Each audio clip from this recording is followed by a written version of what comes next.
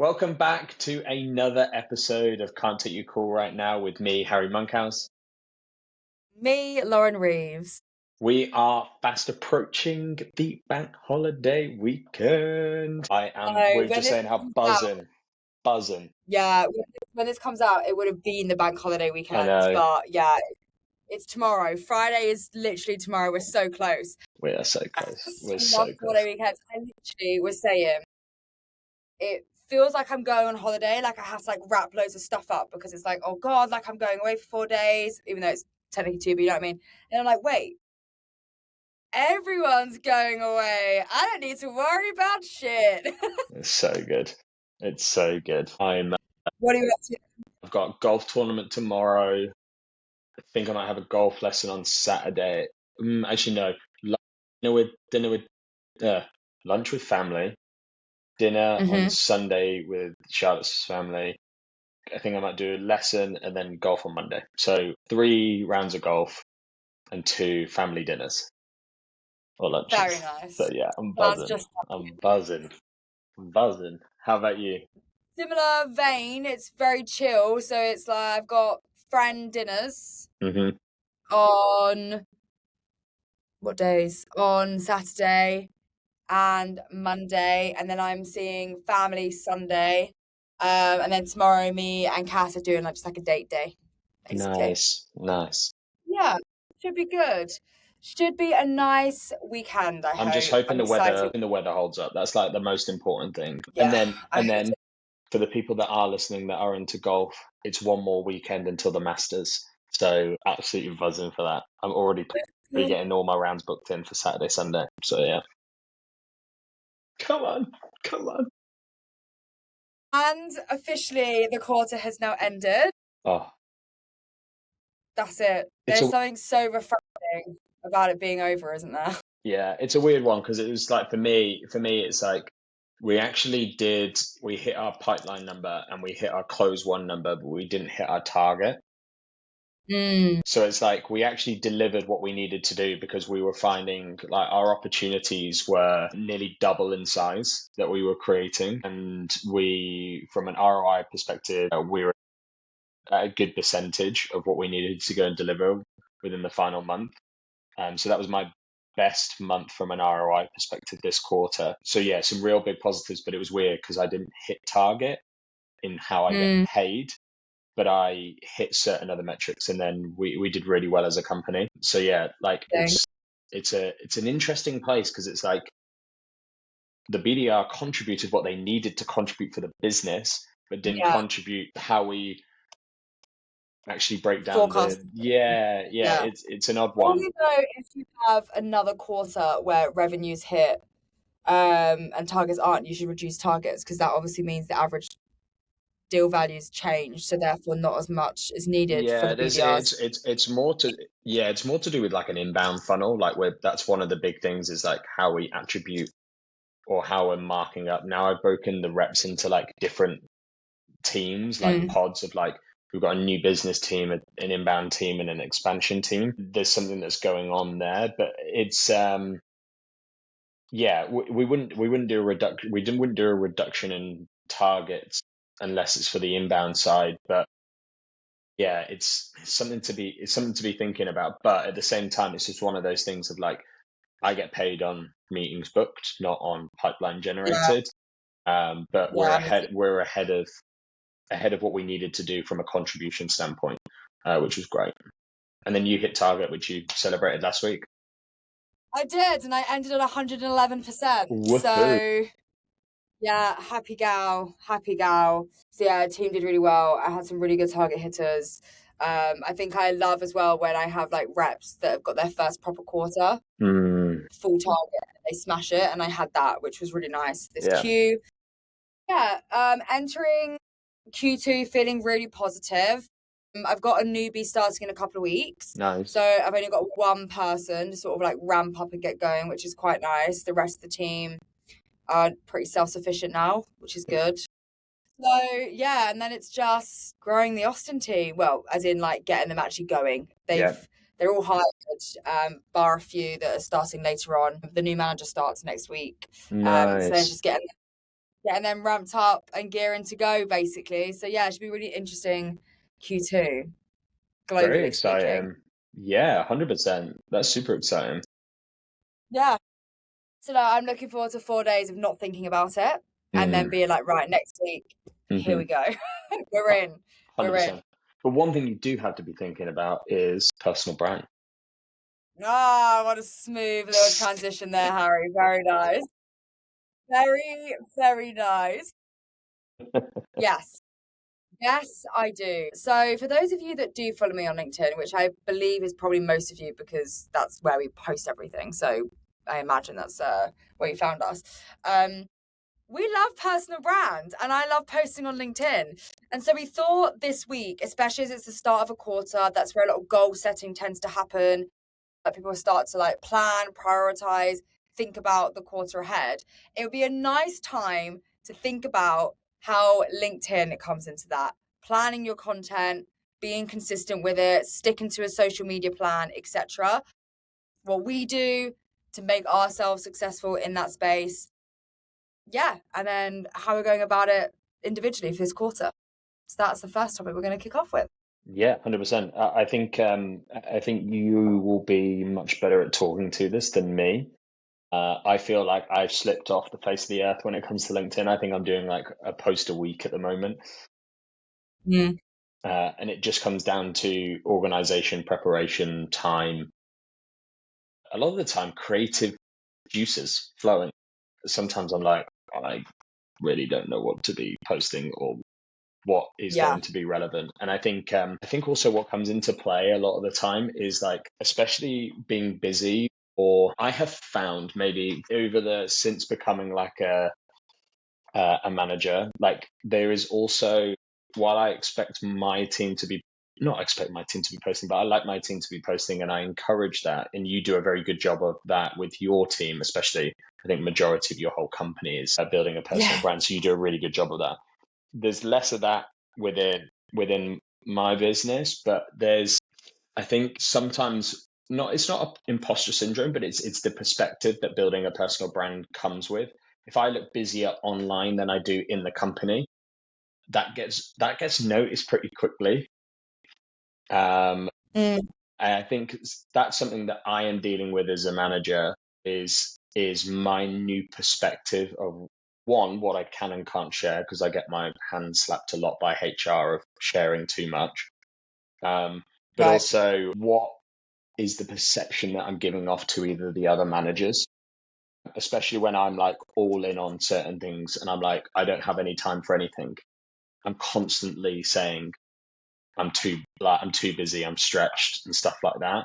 Again, I've highlighted that today. Like it's not in a complaining way. It's just like, hey, I've got managed 4 different time zones and my out like last night it was on at like 10 till 1 in the morning. Like they're the type of hours that I'm having to work to manage an Australian team. But that perception of being, if I am organized, then it's fine. But if I'm not organized, I know that a LinkedIn post can take me 20 minutes, half an hour to think of the topic, write it and do it. Okay. And that I don't have the time for that. So it's a combination Mm. of multiple different things. But Okay. that's not the point of this. The point is, if you are a rep that is wanting to get started or a rep that has started but wants to find more consistency with it, how would we go about it? I think to touch on what you've just said though, because I feel like those are blockers for majority of people as to why they either don't post at all or they post every now and then and not more, or they lack the consistency side of it. And I feel like what you feel is so common amongst most people as to reasons why they're not posting. I think to address a couple of things that you mentioned, because I think it's worth talking about, the sort of HR, what you can post point. Every company has a different attitude towards social media and they Yeah. see LinkedIn as a social media. I think it obviously does warrant understanding what your company allow and don't, well, do allow and don't allow. Mm-hmm. I think I am fortunate enough to have a leader and to be in a company that understand the impact of posting on social media and posting on LinkedIn, and they understand what that can actually drive for the business. Mm-hmm. So I'm fortunate there. What I will say is with LinkedIn, there's an element of common sense. I think like if you wouldn't go and put that on your Instagram story, like, would you post it on your LinkedIn? Yeah. That's kind of the way that I've always approached my LinkedIn. You know, is what I'm saying gonna maybe upset anyone? Is it gonna piss anyone off? If I think the answer is yes, I don't post it. But I'm like that with everything. I don't want to post anything on my social media that I think is like mean, rude, horrible, inappropriate. So that's my first thing. Then on the like consistency piece and the, you know, looking too busy when you're busy, etc. I luckily have been posting on LinkedIn for like 6 years. So it doesn't take me half an hour to write a LinkedIn post. It takes me 5 minutes, to be honest. I have a note of like loads of different ideas of like things I can post. I will tend to, on my like walk home from work the day before, be like, okay, what can I post about tomorrow? And I'm like, oh yeah, I can do that. Great.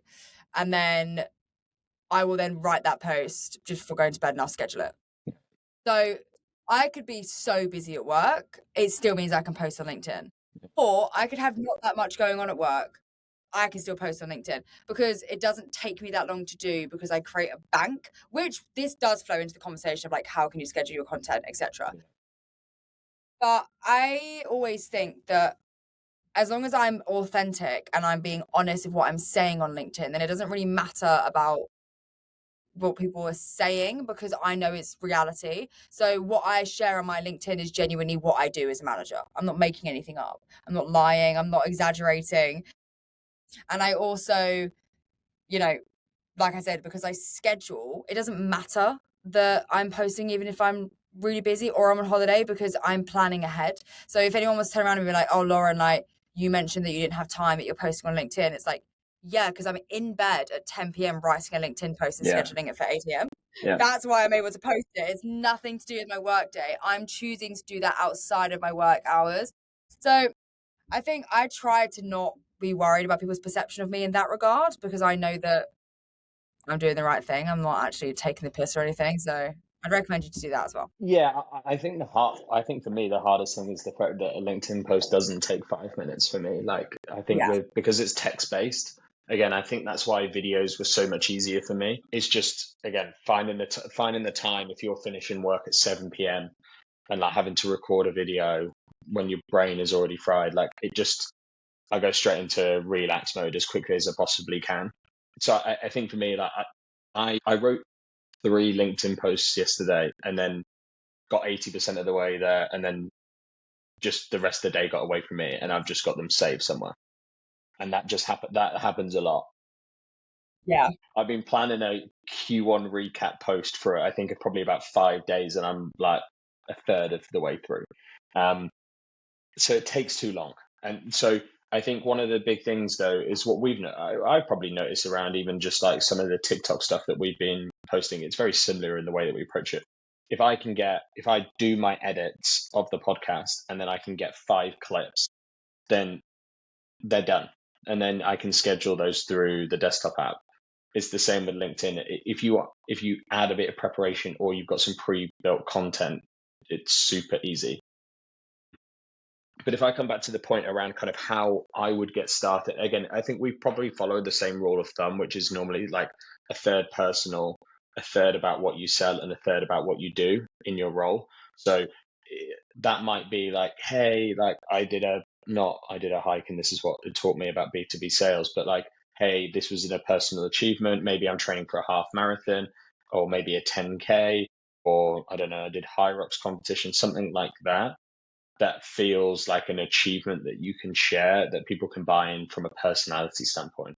Then it's one about the role. So if you're a BDR, SDR, an aspiring BDR, SDR, talk about some of the things, talk about interviewing for the job, talk about how you're finding people or calling hiring managers.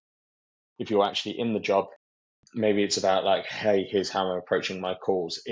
There'll always be 1 or 2 people that will see your post that can take something away from it with very, very little like expansion on it. And I think that's one of the things that I find really difficult is like how much I explain like a lot of my text ones, they're not short posts. They're like almost like it's almost like I would try and write articles because I would read certain posts and I'd be like, oh, there's no real takeaways from that. It's just someone sharing that they made like calls at 9 o'clock and they got really good conversion rate. Like, how does that help me?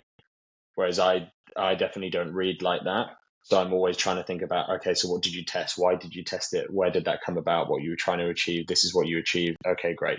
So I write in a lot more detail, but you don't need to. But it's just sharing those little wins that someone can take. And then it's about like selling your company. So for you, it's your team talk about a lot about the product and how you're helping your ICPs. Whereas I don't post anything anymore around the business that I work at. Whereas when I was at Six Sense, because it was super easy blended into my personal brand, um, because I everything was think around though it's sales. very different. Very different posting on social media and LinkedIn as a manager than it is as an SDR or a salesperson. So if you're an Yeah, AE and SDR, it's so much easier to post the pillars than it is as leaders, because my network isn't my buyer, because I'm a sales manager. So my network is other salespeople wanting to learn about what I have to say. And yeah, that's basically what your network is. You never joined your company as a SDR, so you don't have a network of security IT people that you're posting for to book a no, meeting. no, So our strategy and our approach to LinkedIn hmm, is different than if you were a salesperson. yeah, I'm going to say it. I think it's so much easier to post on LinkedIn if you are currently selling something. If your job is to book a meeting or to yeah, close a deal, I think it's so much easier to post than for me or you. I post about my company. I post about what we do. I share the company's wins because I want to, and I'm proud of where I work. But if I do a post specifically about ecom, I don't have a large ecom network because I was never a salesperson in ecom. So it mm, just doesn't resonate with yeah, my network. yeah, So for me, my posts instead are about trying to attract talent to Swap so that I can hire really, really good people. And instead, it's about like our training's like, what our culture's like, what my team are like. So people read that and they're like, wow, I want to work there. So instead of finding us customers, my goal with my LinkedIn personal brand is to find potential hires. That's basically what I'm doing instead. I'm trying to be a leader that people would want to work for. yeah, That's sort of my approach instead of 100%. being, yeah. 100%. And look, in an ideal world, I think what I'd love to do is just be posting everything that we're doing. I want to be talking about the pilots that we're going through. I want to be talking about some of the results that we've seen. I want to talk about, hey, I did this training with a rep, and we were talking about trying this on a cold call, and then they've ended up gone and booking like 7 meetings from it. Like that's the type of stuff that I want to be sharing. But again, yes, that's why people end up following us. But it feels like more a little bit for me anyway, the more I do it is it's a bit more of a blurry line of like I feel like I have to ask for permission a lot more now about what I'm doing rather than thinking about it. And I think it's that From your business. yeah, but that I think that just like because you're as a manager, you're representing a lot more now. And I think there's different ways that when I was I did not give a shit. I just would post stuff, and I think something like 5 or 6 of my posts had to be removed, like from asked from the business in the end. But like there were so many posts where it was like borderline, like, but I didn't care because I would just share everything I possibly could. Yeah. Whereas now, I feel like if I do that too much, like I then become a problem. It's like fucking hell, Harry again at it. Harry again with a border. Do you know what I mean? So I I think think that also plays into the fact that you work for a company that's obviously very tight on security because of the type yeah, of business that we company are. it is. Yeah, yeah. So I think that sharing numbers and things feels for them like like it's going Oh against yeah, hundred security. percent. I don't have that because of where Yeah, I work. So if I shared like, oh, my team have had an X amount percent of uplift in like that wouldn't matter. That I'm not giving away trade secrets at my company. Do you know what I mean? Whereas obviously I went on and started posting about, specific product things, that's different. But I think for you guys, even though you're not sharing, industry secrets, there is an element of security around what you're allowed to yeah, share that yeah. I just don't the same Oh, way. we see it all the So time that with definitely plays in. we see it all the time with new starters. Like new starters are targeted as part of that from a security perspective. Like that is a vulnerable link that people will tend to approach very early on. We see that. I mean, that's quite a common thing for Yeah, I got when hackers, I and was, yeah, or I'm pretending to be the CEO or whatever. Yeah. yeah, 100%. So it's a very, very common practice, but it's definitely heightened within the industry that we're in. I think if we're coming back to kind of like you are to get started, I think it's just about finding consistency with a couple of posts. Like I said, if you pick one of those each a week, so something personal, something about your role, and then something about the business, just get good at writing those. Just do three a week. And then start to scale that. I think when you get into like the level of kind of what you're doing, Lauren, you do kind of start to build themes. But I've run a like a content plan for myself before. A lot of the time, you can reuse a lot of the similar stuff. So normally, like if you think about, you only need to post on work days, which is kind of like 20 to 21 days. You will do a start of the month, end of the month. You will do first week, last week. So that's 4 posts already done. That's like almost 20%. Then you've got like maybe a team post. Maybe you've got like probably like you could do a weekend recap. That's 4. So we've now got 9. Then it's like Yeah. something new that we're trying. Then you've got like maybe 4 product posts, like one a week. We're already like, you only need to do what, a 4 more week then. Like if you really break it down very simply. And then look, there are some creators out there, me and you speak about this quite a lot. There are people out there that just use the same content every other month or every 3 months. Like is Yeah. nothing new. It's just rinse repeat. Like it's almost the identical post that what they did 3 months ago, with almost the same They're just image. that's why. Yeah, they're just Yeah. changing a few wording, and because that content strategy works for them and it has a good CTA and it is driving business for them. So it's depending on what you're wanting to do. I think probably the big thing, right, of what I say to people when building a personal brand, it's like, oh, but why should I do it? Why should I do it? We speak about this all the time. People have a perception. I think we even mentioned it last episode. People have a perception of you without knowing you. Like people think I know what I'm talking about because I've been posting on LinkedIn. I would say And he does. I'm no He's more. shit. He's. Lauren's more qualified than me to be a BDR manager, but like people, huh? I feel like you've never admitted that. I thank you. That's a nice thing to hear. Well, I you are am. though, I know, and I love that. Thank you for saying it out loud. but you are. How many years have you been a BDR manager? Over 3. Yeah, exactly. Like I'm not even in year 2 yet. I know, but I feel like the perception The perception that that I might know more about certain things yeah. just because I've been around the block a little bit more. Hmm. But actually, I would say if we were coming to, let's say we had a BDR manager that needed to come to us and was like, okay, if we just look at LinkedIn profiles alone, sometimes I would say people come to me just because maybe I've got more followers. Like it's Mm, a very, very like metric driven like approach. Harry's got 16,000. I don't know how many you have. What, 10, 12? I feel like almost 12, I I think. think you're catching up with me so quickly, but like there's that perception of sometimes more is better. It's not the case. But if someone was approaching us for help, I would 100% be like, I'll speak to Lauren over me. Like that's always like my first point of call, because you've been doing Correct. it longer. I'm glad we. But some people honestly have a It's great. perception. It's crazy. Again, I know people in this market, whether they've gone for BDR roles, AE roles, or BDR manager roles, or AE manager roles, that have a personal brand that are getting paid way more money because they bring a brand. Yeah.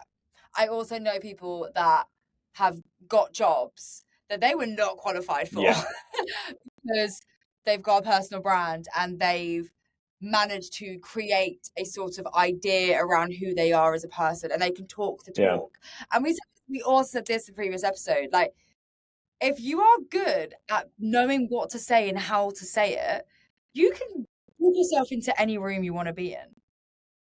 Fact. So one of my favorite things about building a personal brand is the amount of people that I've met.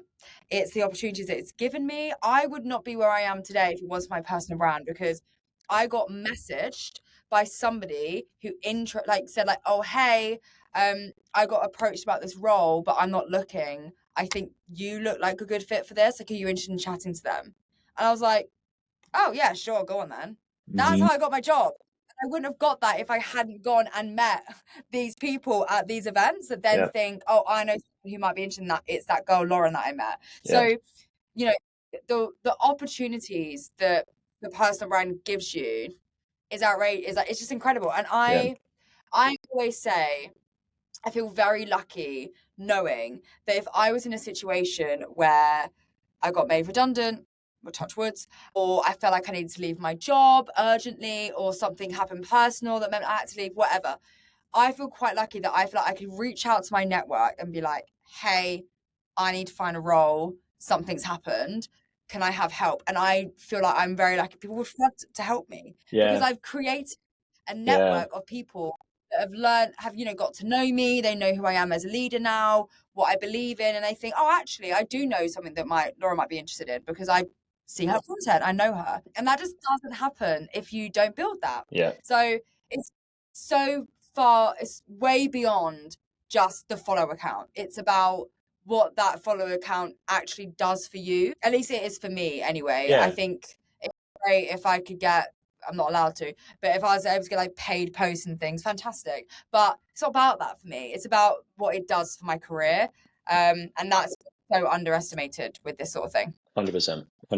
Like, I think if you put me against me for an interview, and me that posts a lot of content versus me that didn't, which one would you go for? If the interview was exactly the same, you'd go for the one that posts the content. And the reason for that is because they can understand where you more as a person, so you're easier to connect with, but also they can start to understand your theories, philosophies, what you believe in, which provides the most crucial thing, more trust but less risk.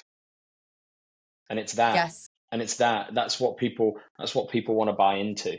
Again, my role here is due to the fact that I did work experience when I was 16, and the old VP of EMEA was a guy that I sat in an office with, who rented a desk in an office where I did work experience when I was 16. And it happened to be the only reason I interviewed for the LastPass role is because I was posting on LinkedIn, and that's how we had stayed connected. So me 10 years later, basically 11 years later, and that we're only connecting because they were at the time a 6th Sense customer, and he was like, oh, I see you're at 6th Sense, you're doing all the customer training, like, and you're posting all about these tips and tricks I've been sending to the team. I'd love you to come and meet the team. And then the role came and I was like, can I interview for the role? And he was like, yeah. That's all. Nice. It's all down to the LinkedIn. We met through LinkedIn. Like, it's a lot of our careers are because of building a brand. And we will continue to ride that wave as much as we possibly can.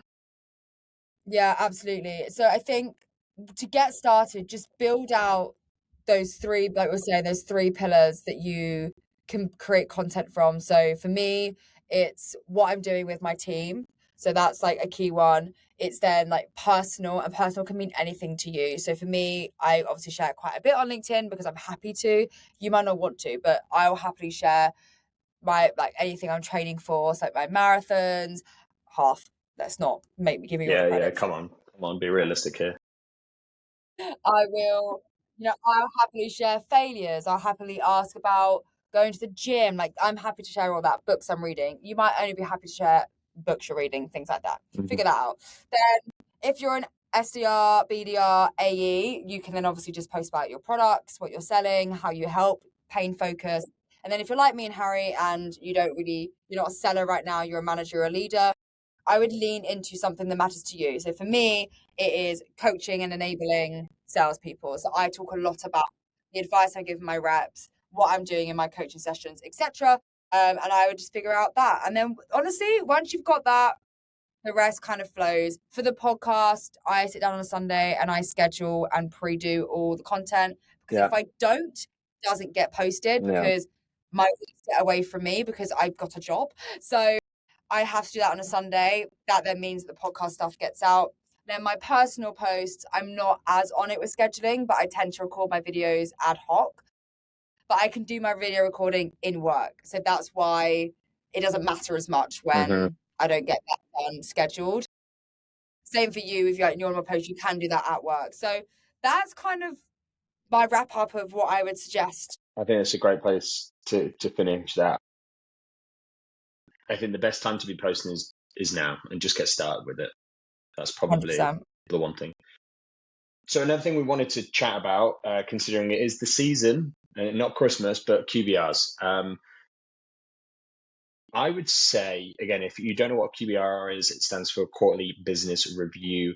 These tend to happen at the start of every quarter or the end of every quarter, depending on how you're looking at it. And these are traditionally, I would say, probably like revenue facing roles, right? Normally customer success do one, account management do one, AEs do one. They're all slightly run differently. BDRs tends to not always be in place. I don't know if that's been the same for you, but we didn't have a QBR process before I joined, and then we've started to implement a QBR process over the last couple of quarters. But realistically, the goal of that is to reflect on what did you achieve, what did you learn within Q1, where did you end up finishing, where do you think some of the gaps were, and then what are you going to be doing for Q2, what are your goals, ambitions, etc. Do you do QBRs? Yeah, so we do, sounds a bit extra, 3 QBRs. So the first QBR is a wholesales team QBR. So that's run by our SVP, and then myself and some of the other sales leaders help coordinate that. And that is looking at the business as a whole. How do we achieve against our regional targets, sales targets globally, etc. And that's including AEs and BDRs. I then do a BDR QBR, and we sit down and we go through, okay, what went well. I say what went well, then I do what went shit. So we do that. Then we talk about things that we were really proud of from the previous quarter, things we need to work on. We relook at our messaging. We always do a messaging workshop at the start of the next quarter. We did that today, in fact, for Q2. Looking at our sequences, are we happy with what we're sending? And then the third type of QBR is an individual QBR. So all of my reps, we have a QBR doc, and we look at their results, so their activity, conversion rates, performance, revenue pipeline, etc. And then we talk about things like what was their team impact, their individual impact, their outbound impact, adaptability, stakeholder relationships, goals for the next quarter, 6-month goal, personal goal, because I think it's important to think about what you want to achieve outside of work, not just in work, and then overall comments. So they basically will give a little summary of how they found the quarter, and then I'll do a little summary of how I did the quarter. Takes me a long time. I have 15. So by the time I end up doing them all, how long do they have to 45 talk? minutes. What, the individual ones? The individual ones, yeah. Yeah. So by the time I get through them all, it tends to be like stepping into the second month of the quarter, but they're expected to fill it out at the start of the quarter so that it's fresh for them. But they're the 3 QBRs I do. I found that it's good to sync as a whole team. It's good to sync as just a BDR team. And then I always want to make sure they are consistently receiving thorough feedback at least once a quarter. And that's why I set up individual QBRs, because then no matter what, I know they have got a document outlining exactly what they did well and what they need to work on, which is really important to me as a manager. What do you do in comparison? Similar. We have a leadership QBR. We have a rep QBR. So they have to speak for 15 minutes to 20 minutes, present slides and stuff like that to everyone so that everyone's committed to the same thing. And then what we do is we go into a more detailed overview. So the scorecards that I produce on a weekly basis, that gets rolled up into a quarterly scorecard, and then we can look at their basically gap analysis of activity. So calls to connects to meaningful conversations to calls. Where do we think by looking at this data, some of the things aren't working? I mean, very quickly we work out connect rates are shit, or email personalization is poor, or we don't touch enough accounts, or we're very single threaded rather than being multi-threaded. We do really well with inbound versus outbound, stuff like that.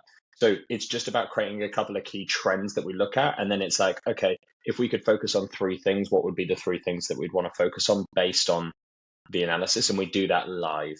So they will get their data beforehand, but we go through that together, and then yeah, that's an hour. So that just replaces their one-to-one basically. Nice. Yeah, I think if you're not doing a version of a QBR, if you don't have a manager, I think one, if you have a manager, go and ask them to do something like this.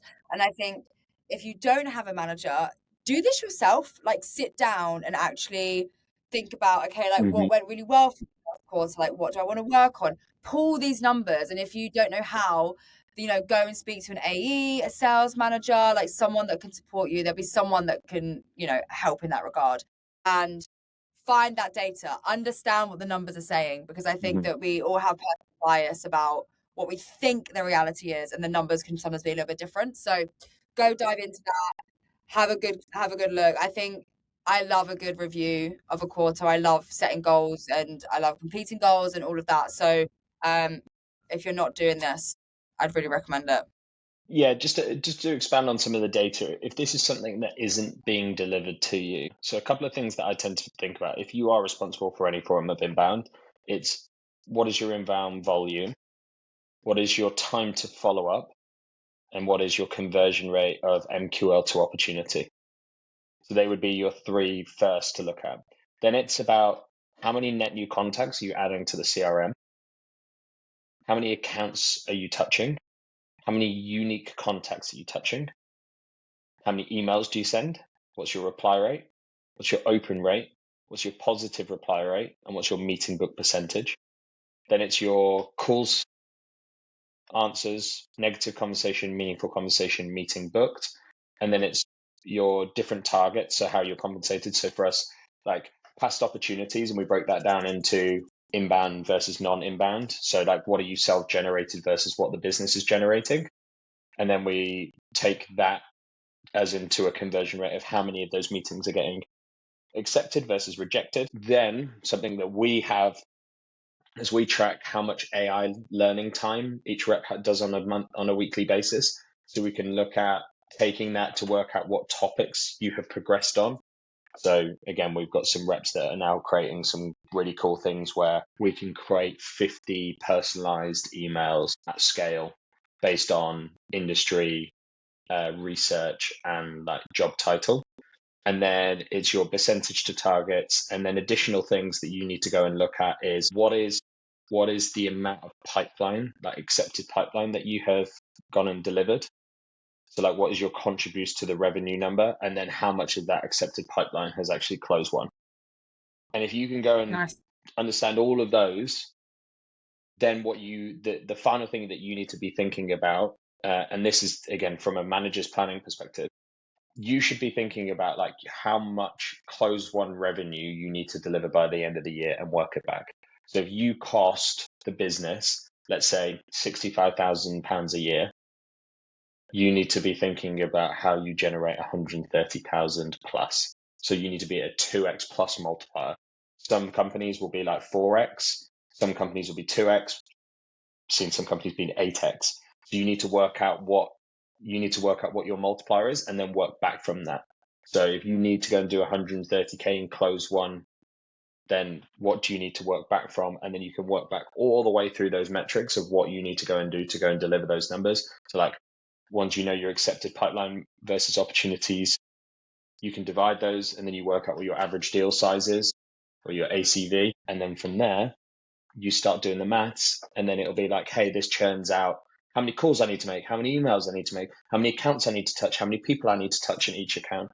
And then that becomes your scorecard to follow as what is my baseline? What is the minimum I can do? But of course, I run this sometimes with reps where they get to it and it's like, you need to make 40,000 cold calls this month, which is just like unachievable. But understand where your bottleneck is, like, or your your conversion rate isn't great. And it might be that you have a load of meaningful conversations, but you've got no meetings. That then becomes the single thing that you need to work on with your manager for the next month, 2 months. Because if you get that up, Nice. then you go and hit target. Otherwise, got no chance. Yeah, they're really good there. I wouldn't add anything else. I think that's bang on what you need to be looking at. I think that's a really good starting point. If you haven't got someone already doing this with you, go and do that. And then you'll know what you need to do for Yeah, Q2 to hit your targets. just go and build it out. Build it out, Excel doc, or build it in AI. Easy. Easy. Yeah. Which flows quite nicely into our caller of the week. Okay. Our caller of the week is actually someone from my team. So they were asking me, hey, I'm doing a lot of SMB, but I've now started getting some accounts that are more mid-market, verging on sort of enterprise size. How do I change my strategy from being SMB to mid-market? And I thought, fantastic question. Let's bring that to our caller because it's definitely something that I think if you are a BDR and you want to increase in your, you want to go from being more smaller into enterprise, etc. It is a change in strat. So, Yeah. Harry, kick us off. What's the initial bit of advice you would give for this sort of thing? Yeah, so my immediate thing is if this is a completely new process for you as a business, then again you don't have much data to work with. So there is a little bit of like kind of like building the plane as you're flying in it because you need to gather some data. My first thing is like, okay, who has previously seen success in that market? What are some of the things that they do differently? I mean, literally, that follows on nicely from like their scorecard. You could build out what that rep scorecard is, even just from like a call perspective, email perspective. I think for me, it's more about like how many accounts are touched and how many people are touched within the account and how many steps it takes to convert someone. So normally what I find when we go up market, there's a different type of approach that needs to be done. I think it's a lot more value-based selling.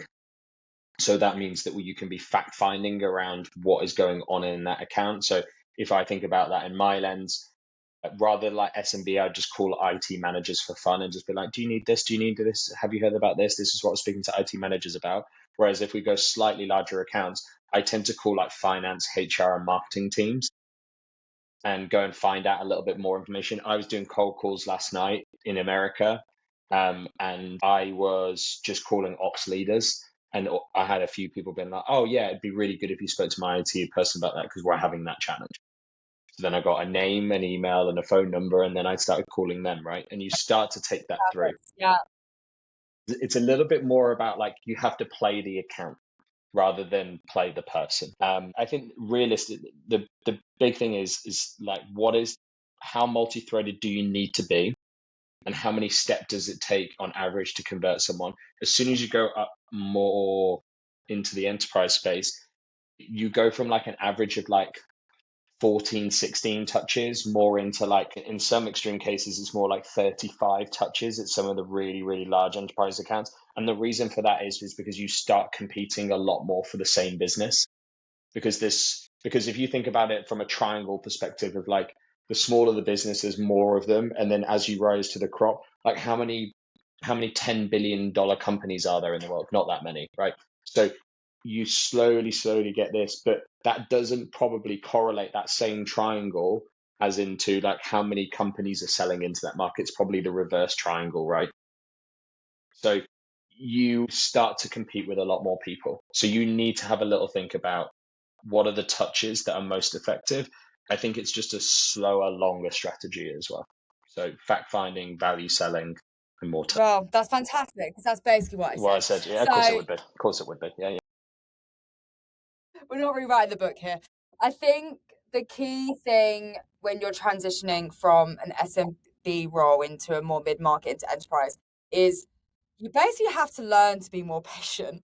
I think that it's so much quicker to just be like, right, I'm gonna go bash the phone and just like try and book a load of meetings when you're working the smaller markets. It doesn't work the same way. It's definitely a strategy play, and it's definitely, like Harry said there, a multi-thread play, working with your AE, thinking about the type of people you're going after in the account. Why are you going after them? What do they care about? How Mm-hmm. are you going to show them what you're saying resonates with them and that they should care about this and have buy-in?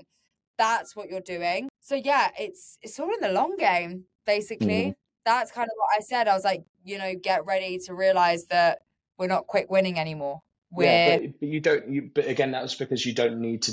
You don't need to create as many accounts to get to the talking about the ROI number, right?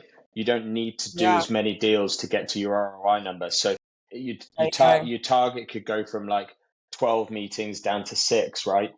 You only need to do half the amount of meetings. I think as well, what becomes really important is being a lot more like signal based or trigger based. So use LinkedIn Navigator, like who's following your company, who's connected to people, who are past customers, um, who's posting on LinkedIn. Normally, the bigger accounts that you get into, probably not mid market, but probably when you go into a little bit more of the enterprise space, hey, we've got more public available information. Like you can go and use Claude to give you an alert of everything that's going on in the market at that given time. You can look at public facing documents around how their performance was, some of their strategic strategies and stuff like that.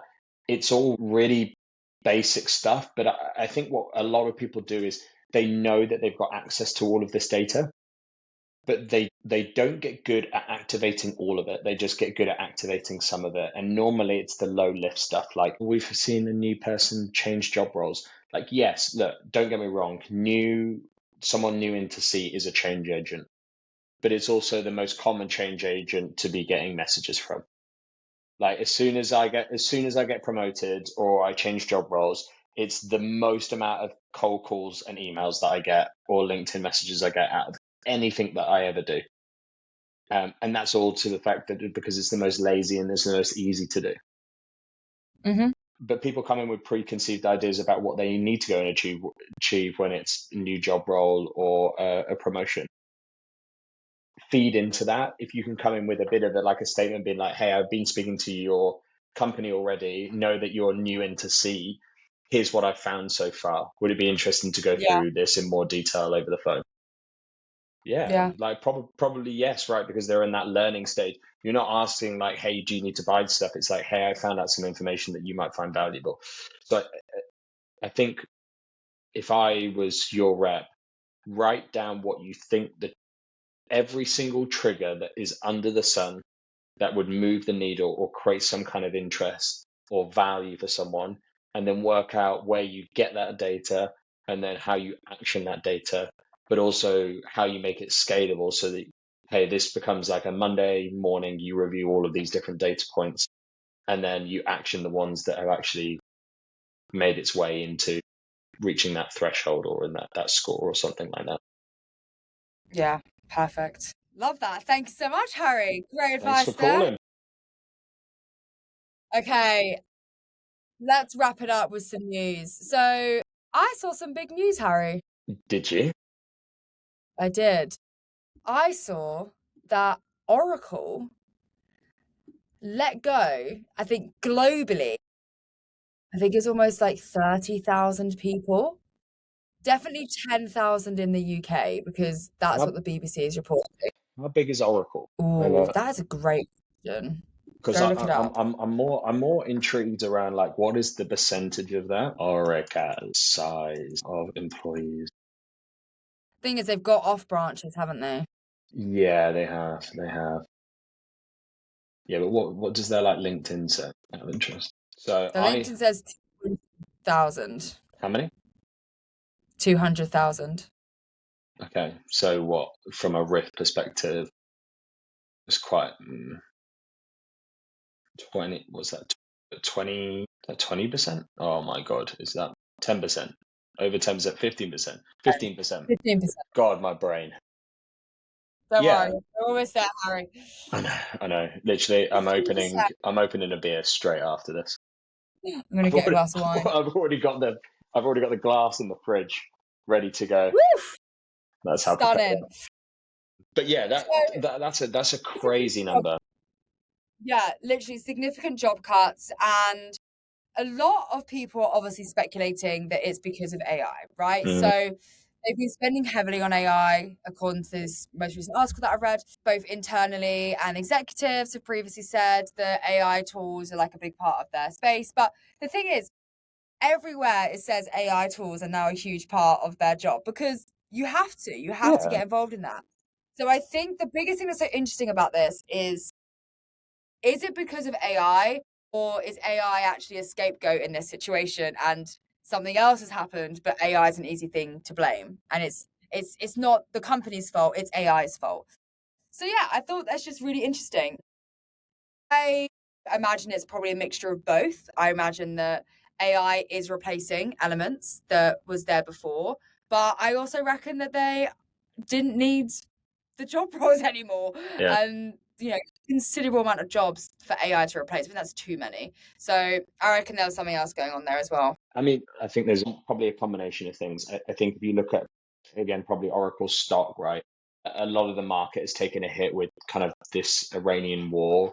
Again, we're talking we're talking about Donald Trump pulling out of it in like 2 to 3 weeks. Again, I don't know if you saw his comment that he apparently predicted 9 as well, like some crazy stuff. Anyway, that's causing a huge amount of upset within the market, right? My stocks have taken an absolute like I've never lost so much money so quickly, which is scary. But I think you've got probably maybe reporting on a behind target of Q1, combination of economy, and then also the fact that if you look at like rep productivity, like use Claude as an example. Claude is not a £30,000 or $30,000, $50,000, $100,000 tool per rep per year.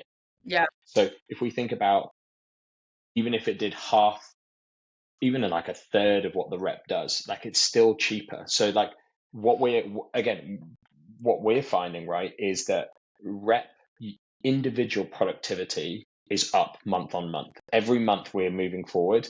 The what a rep can do from an output perspective, whether it's amount of meetings, dials, any form of activity, is just massively increased.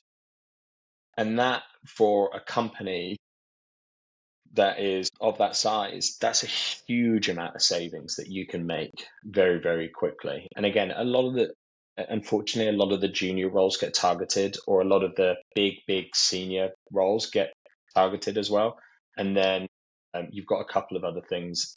But yeah, there's a multiple things that we have to be thinking about. But yeah, Yeah. I mean, not great to hear, but super interesting when a business of that size takes effect. Salesforce did something very similar when they released their Salesforce agents. They There you reckon go. that they can replace 30% of the workforce just by. I think it is coming. I don't think it's coming for roles. I just think it's coming for very like tasks. Mm. Like I reckon I'm already looking at my week. I think AI, and again, very early stage with it all.